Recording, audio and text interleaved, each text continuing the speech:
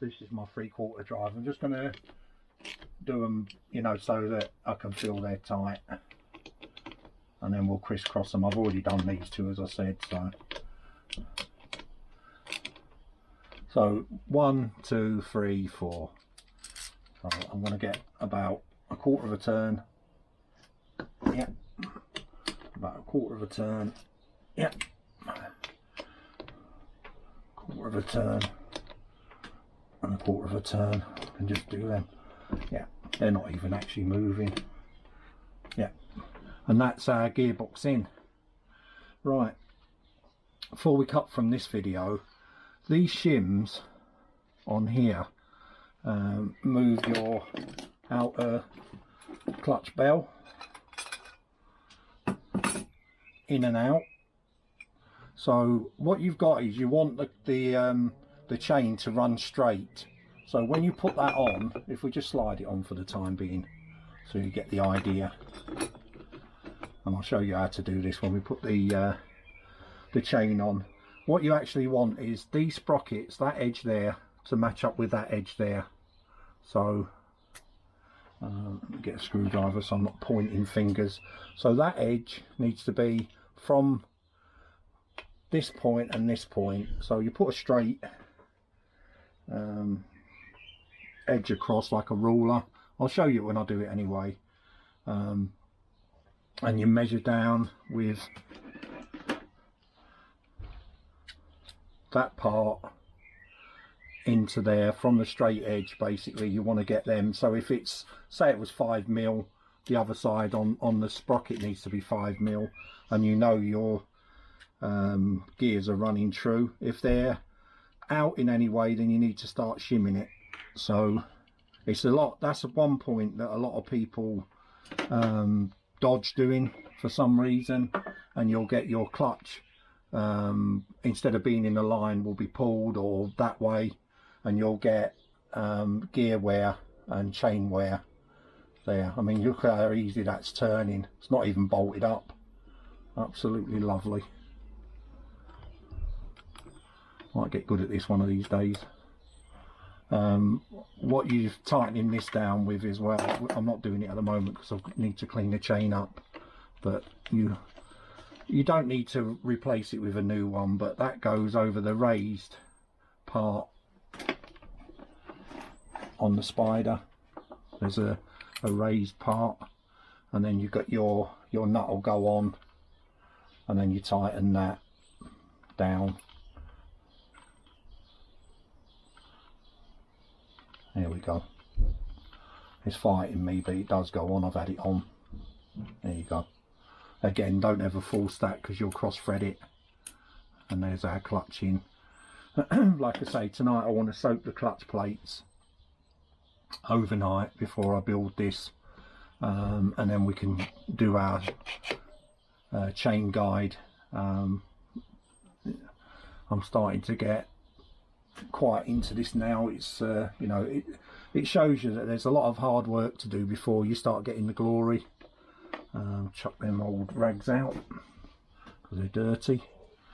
That's an old clutch bell washer. You can reuse that, there's no reason why not.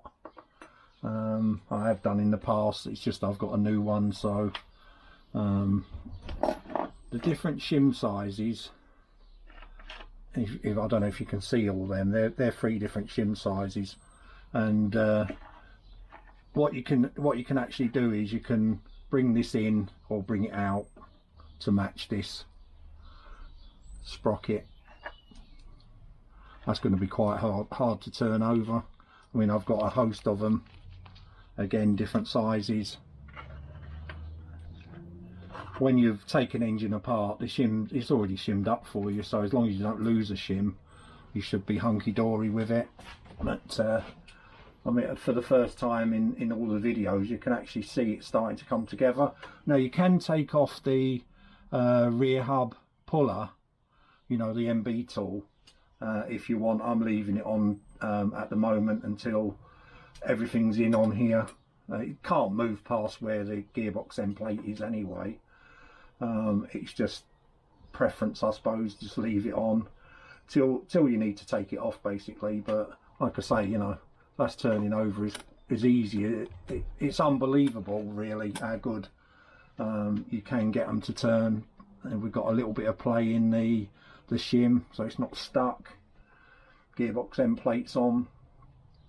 So I'll end this video now, and I hope you're enjoying the series. If you are, or you got any questions, obviously drop me a line. I do answer people that are civil. I've had one or two trogs, but I'd say 99% of the people and most of my subscribers that I've had any dealings with are pretty decent people, to be honest. I've not had a problem. My last engine, I had to buy one of these and I just found that. So that's the drainer plug with a magnet in the end. I mean, it's filthy, but that'll go again with a clean up. Soak that in some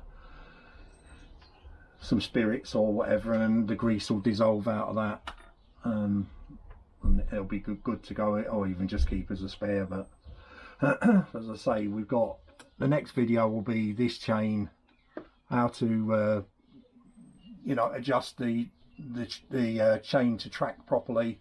You can put spacers under here as well to bring the sprocket off if you can't get that end in, and that one's, you know, too far in for argument's sake. You can space it off a little bit.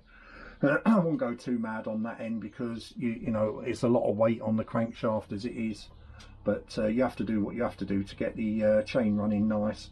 If you ever get any time to watch any of the old Innocenti, just realised that's another old one. That's a rusty one. I'll chuck that.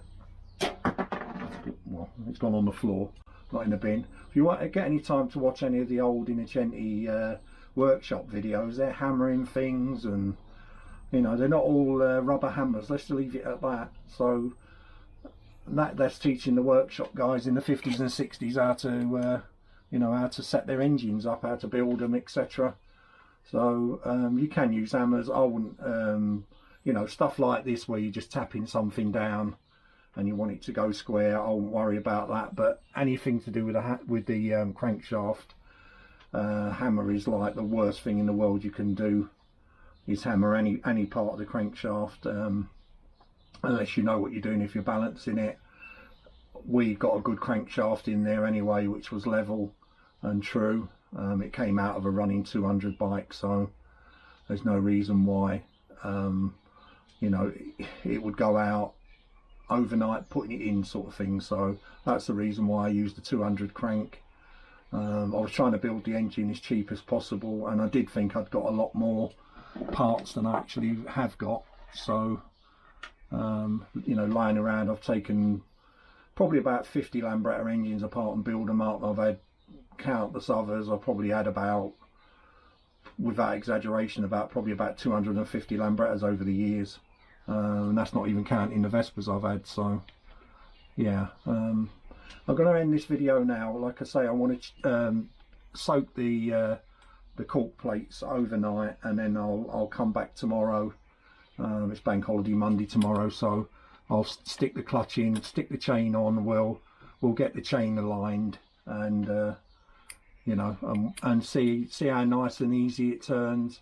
We've got to bear in mind that we're turning over a piston barrel, you know, piston in the barrel. That's quite tight to turn at the moment, which it should be. Again, that's got to be run and bedding all new. But yeah, we'll get the clutch in tomorrow and the chain on, and then I don't know whether I'll get time, but I might do showing you how to build the kickstart mechanism up, and then we're looking at, I've still not got an electronic kit for it yet.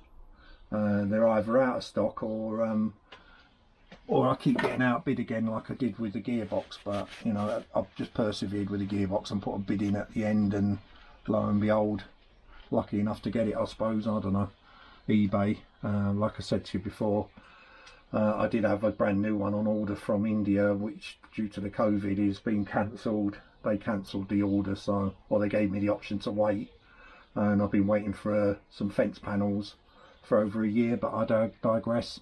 So catch me tomorrow, or tomorrow night when I've got that on. I mean, I can't believe how well that's turning. I've not even put any oil on the bearing between the spider and the clutch bell. and it's really, really nice. Super. I mean, you can't hear any noise or anything, can you? So, and that's turning over the gearbox, so brilliant. Once again, thanks for watching, and if you're subscribing, I do appreciate it. It helps my channel grow. Maybe get some decent lights in the future and a bit better workshop. Like I say, I don't really want to start buying hoists and stuff like that, because I'm trying to show the novice basically that you don't need to spend millions of pounds to service a scooter yourself. You know, it's all good old Victorian engineering, well made, heavy, built to last, unlike the new stuff now. Yeah, as I say, we'll cross that bridge when we come to it. So catch you on the next one, which will be the clutch and the chain. Bye for now. Take care. Bye.